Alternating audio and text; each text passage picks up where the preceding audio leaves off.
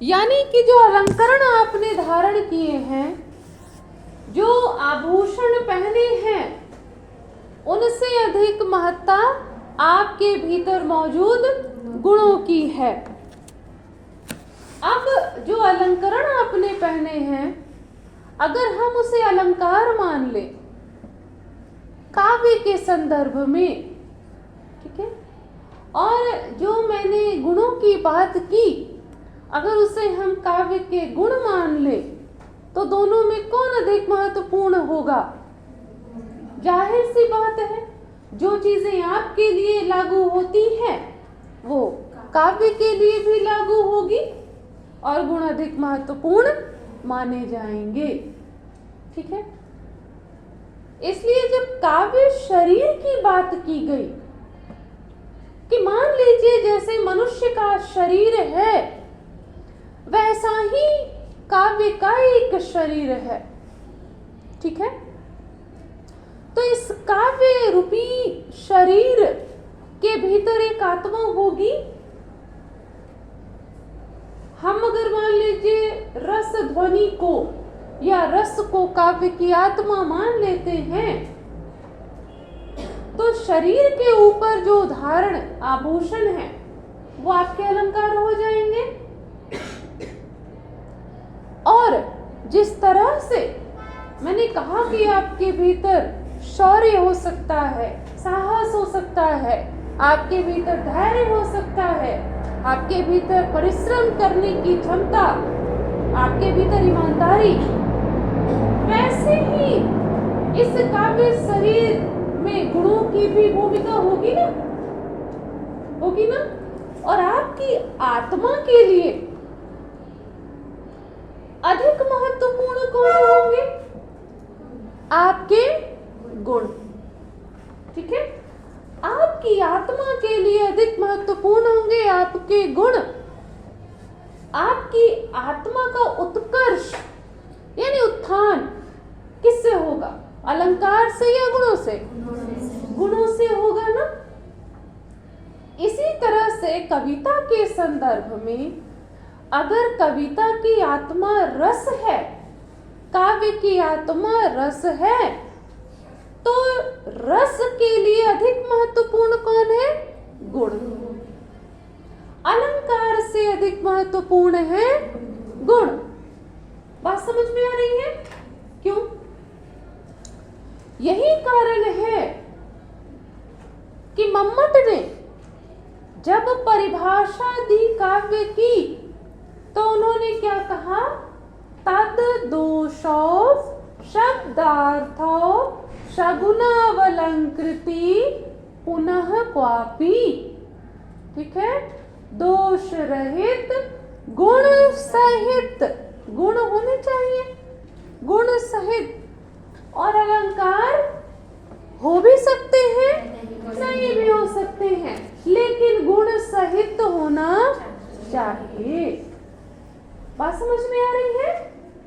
क्योंकि अगर आपने आभूषण न भी पहने हो तो कोई फर्क नहीं पड़ता, लेकिन गुण ही ना होंगे तो व्यक्तित्व तो बनेगा, आत्मा का उत्कर्ष होगा नहीं ना।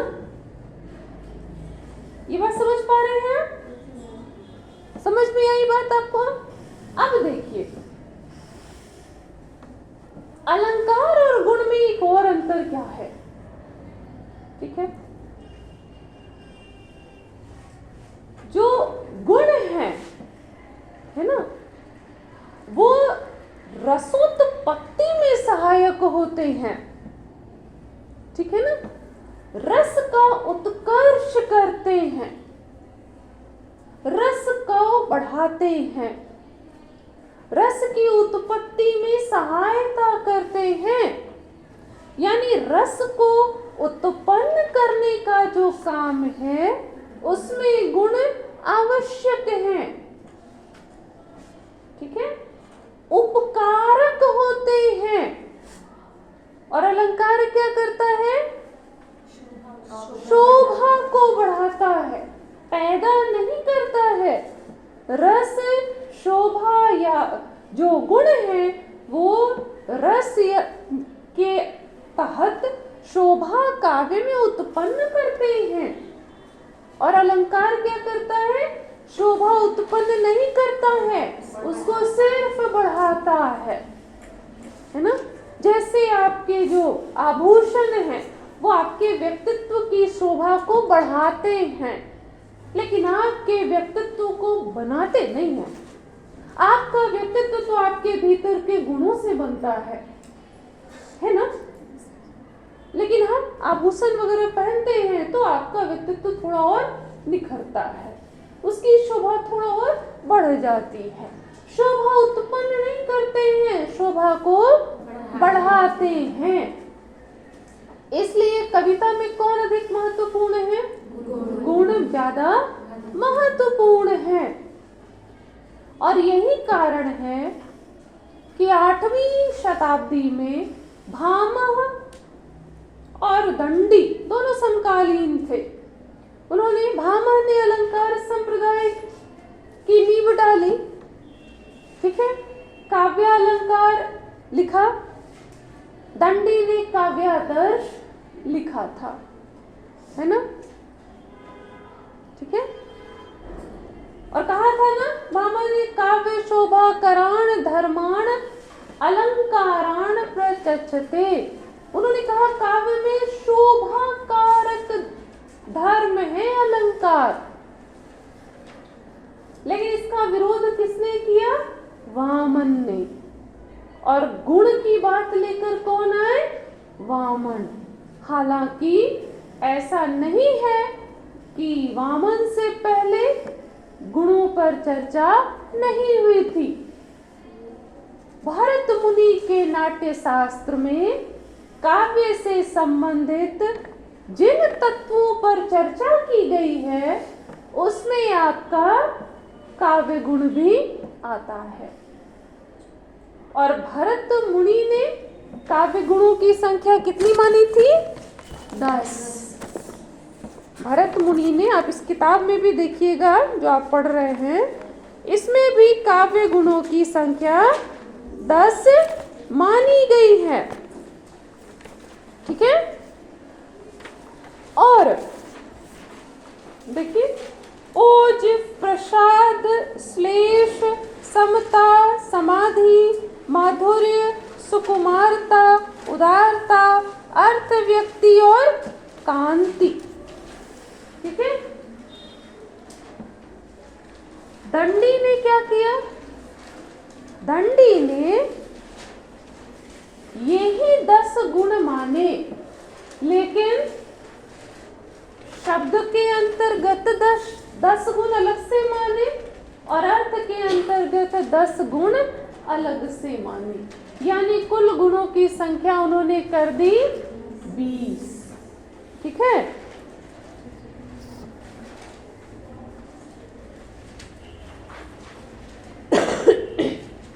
ये वामन ने माने, हम शायद दंडी बोल दिए, लेकिन वास्तव में ये वामन ने माने, ठीक है।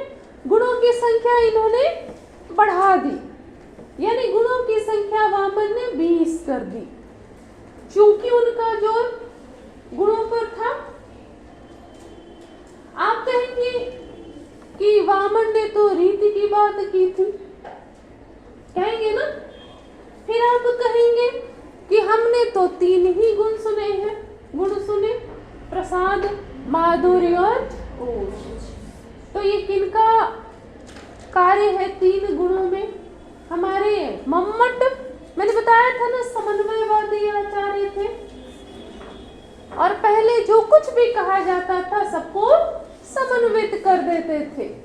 तो मम्मट ने कहा कि नहीं, कितने गुण हैं? 3 ही गुण हैं। सारे के सारे जिन 10 गुणों की चर्चा भामह करते हैं या 20 गुणों की चर्चा वामन करते हैं, ये जो 3 गुण हैं, प्रसाद, माधुर्य और ओज, सब उसमें समाहित हो जाएंगे। बात समझ में आई? वामन ने 20 गुण कहा, भामह ने पहले 10 गुण कहे और मम्मट ने 3 गुणों में सबको समाहित कर लिया, प्रसाद, माधुर्य और ओज। इतनी बात समझ में आई? कोई कोई दिक्कत? ठीक है, सवाल तो आप पूछेंगे नहीं, एकदम ठान कर बैठे हैं कि नहीं, मजाल है कि हम कुछ पूछ दे, मैम को कष्ट नहीं देना है। चलिए, बहुत अच्छी बात है। ठीक है, अब यहाँ पर देखिए, आप कहेंगे कि भाई मैं गुणों की बात कर रही हूं, वामन ने रीति की बात की थी। ठीक है, वामन ने क्या कहा था? काव्य की आत्मा रीति है, रीतिरात्मा काव्यस्य, रीति काव्य की आत्मा है। ठीक है, समझ में आ रही है बात? घर जाके नहीं पढ़ेंगे तो नहीं समझ में आएगी, मैं बता दूं, है ना। खाली गुड़िया जैसा ऐसे ऐसे मुंडी हिलाने से नहीं होगा। घर में जाइए, जाकर के पढ़िए, है ना, रोज पढ़िए। रोज खाना खाते हैं ना, पढ़ाई रोज करिए। ठीक है ना, अपने से ईमानदार रहिए, दूसरे के लिए नहीं ईमानदार बनिए। आप और आपकी किताब के बीच में और तीसरा कोई नहीं आ सकता है। ये आपको अपनी ईमानदारी पर है कि आप कितना मन से पढ़ेंगे, समझ रहे ना। और काव्य शास्त्र बिना पढ़े नहीं होने वाला। मैं कितना भी अच्छा से समझा दूं, घर जाके नहीं पढ़ेंगे, कुछ नहीं समझ में आएगा। ठीक है, तो उन्होंने कहा था विशिष्ट पद रचना रीति। ठीक है, अब ये विशेष पद क्या है? ठीक है, विशेष क्या है? कहते हैं विशेषो गुणात्मा। ठीक है, ये विशिष्टता जो है वह गुण है। घंटी बज गई, बहुत जल्दी नहीं घंटी बज जाती है जी।